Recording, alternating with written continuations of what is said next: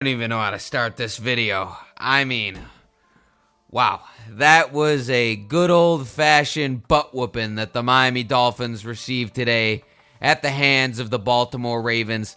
There's a lot of thoughts in my head, and, we'll talk about them. It's going to be a little disorganized because, it was just a very disorganized game, and there's just a lot going through my head post-game, and I was going to wait till after the Mike McDaniel interview, but it's 5:02. He still hasn't done his interview, and I don't think anything he's going to have to say is going to change anything that I have to say. So I will put my, if I have any thoughts about the Mike McDaniel press conference, I'll put them at the end of the video, sort of as like an outro. But for now, we're just going to talk about that game. And man, let's start with the injuries, right? Because obviously next week it's going to be Dolphins-Bills for the AFC East title.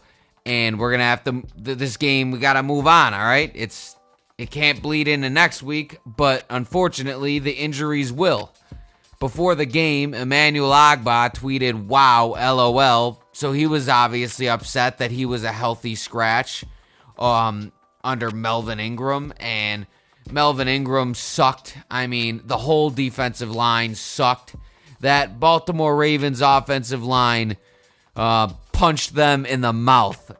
And I know a lot of people were pissed off at me because I used that terminology to describe the Baltimore Ravens last week. And I am in no way happy that I was correct. Don't get me wrong, but, it's just the reality of it. Every single play, that Baltimore offensive line was pushing our guys back, whether it was the run, it was the pass. I don't give a damn what you got to say about it. That Baltimore Ravens offensive line absolutely handled business today, and it was every single play. They were just busting our guys back. There were plays where our guys were getting pancaked like the old Madden games where you would do the hit stick as the offensive lineman and just absolutely just throw someone to the ground. And, that was a big part of why the Dolphins gave up 56 points in this game. I don't even know what to say about the offense because what the hell were they going to do? They weren't going to score 57 points. And it was pretty obvious from mid-second quarter for the rest of the game, they were pressing.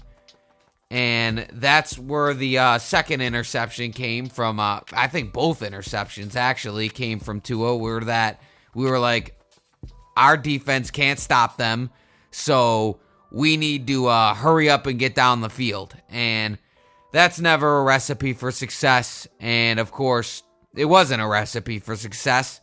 Tua, 2 interceptions, 2 touchdowns. A lot of people said he stinks today. I can't say that. I don't know what to think of Tua today. They just, those 2 picks were bad, but what do you want? What do you want, right? You want him to do checkdowns and lose the game 48-10? I don't know. I don't know what to think of it because there was really never a good opportunity to win this game after the first quarter because the Ravens were scoring every single time they touched the ball and they were scoring fast. So there was really no hope from the beginning for the Miami Dolphins. And obviously late in the game, 4th and 13, should have just punted the ball. You're down by 1,000. This game's wrapped. And Tua runs, slides, gets hit. No flag. Who cares, I guess. The game was over anyway. And Tua gets his shoulder injured. The good news is that you could see him saying he's good on the sideline, and he did a post-game interview where he looked all right. So expect Tua to be in the lineup next week, but not in the lineup. Expect us to be missing Jalen Waddle, Xavier Howard, and Bradley Chubb. And, those are 3 big-ass names to be missing from a game that's going to decide if you're going to win the AFC East.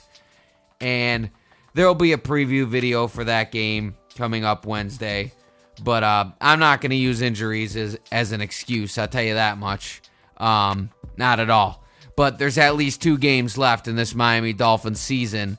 And I think it's pretty clear this team's not going to win the Super Bowl after this game. Super Bowl winning teams don't lose games like that. And that might upset some people that I say this. And I find that when I say critical things about the Dolphins, or even really just negative things, people tend to get pissed off at me and end up like that one guy dropping 8 comments in the same video. I mean, look, I don't give a shit, all right? I just tell it how I see it, and some people are going to stay and enjoy it, and some people are going to get pissed off. I am totally down to have a discussion with anyone about it. I'm not going to think you're stupid for thinking any differently, but the way I see it, the way the Zamboni sees it, and I would be willing to stand on business on this, is that this Miami Dolphin team, chances of winning the Super Bowl are damn near 0. And, you know, I thought they were going to lose this game from the jump, but obviously the game has to be played, right? So that's why you play the game. And if the Dolphins had come out and played a better game, won the game, even kept it close, I mean, I would have felt a lot differently. But you could tell they didn't belong on the same field. Offensive line played okay. I'll give them that.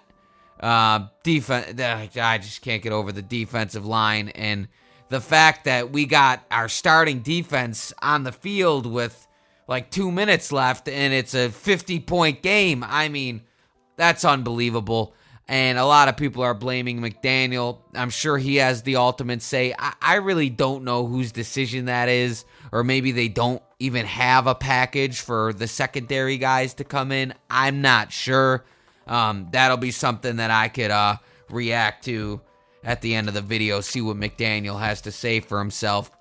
But in any event, you know, when the Dolphins get their asses kicked like this, there's not a lot of views to be had. So, you know, whoever's going to be watching this are probably my normal viewers, and I appreciate you. What do I got, 580 subscribers now or something? I mean, holy shit. I can't believe that. I really appreciate it. And I hope you keep rocking with me even through the tough times. But, you know, I have no control over that. So we'll see what happens. But, you know, the Dolphins, 56-19, man. 56-19, injuries galore. Tyreek even got shaken up, but he came back. I mean, we're going to need him against Buffalo, who hasn't been playing their best football either by any stretch. So, I mean, that's a game that could go either way.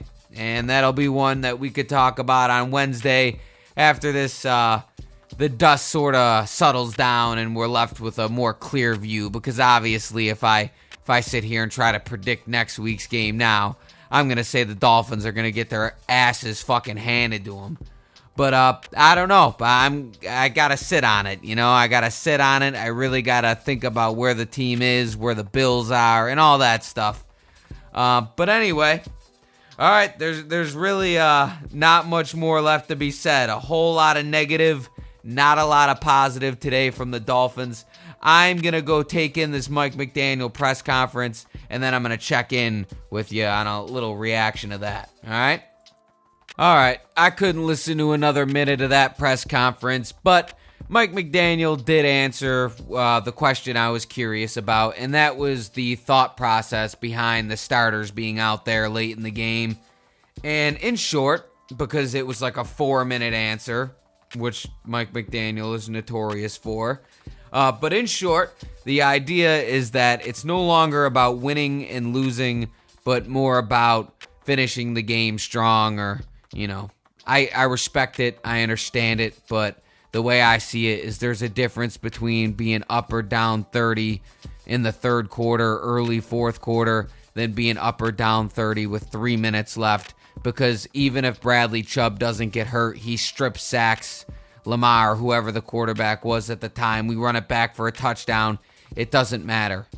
Makes no difference. The game is still a fail at the end of the day, and the Dolphins had a 0% chance to come back. So, you know, that is what it is. That's just how I feel about it. And listen, I'm not sitting here to hate on Mike McDaniel. He is my favorite thing about the Miami Dolphins right now. If there is one thing where I'm like, we have to keep this guy. It's Mike McDaniel. And there are hiccups and bumps along the way. But Mike McDaniel, to me, he's in his second year as a head coach. And he's been damn near brilliant so far. Head coach of the year candidate type shit. And, I appreciate him. But anyway, I don't have too much more to add about this game. We got cooked all over the field. Corners couldn't cover. I mean, they did that same play where the running back wheels around like 4 times. Worked every time. And then, unbelievable. And they hit us on a bunch of deep balls. I don't know who's going to be playing corner next week. All right, that's enough doom and gloom. I hope all of you enjoy your holiday weekend if you have the day off, or even if you don't. Have a good New Year. Spend some time with your family. Have a couple of beverages. My honest recommendation to you is don't watch any mainstream media talk about the Dolphins this week. There's no reason, and there's really nothing to gain from it because we're just going to get shit on. That's all it is. We're getting shit on all week. So, I'll see you Wednesday. I will have the preview video Wednesday where I will decide my premonition on if the Miami Dolphins are going to win the AFC East or not. Because what am I? I think on the year I got to be like 14-2, I believe. I might be over gassing myself. It might be more like 13-3. But I'm dominating the predictions this year. And, I don't mean to suck my own balls, but it is what it is. I know this team, man. I've been watching them a long time, so as a lot of you have. So I appreciate your time. And, all right.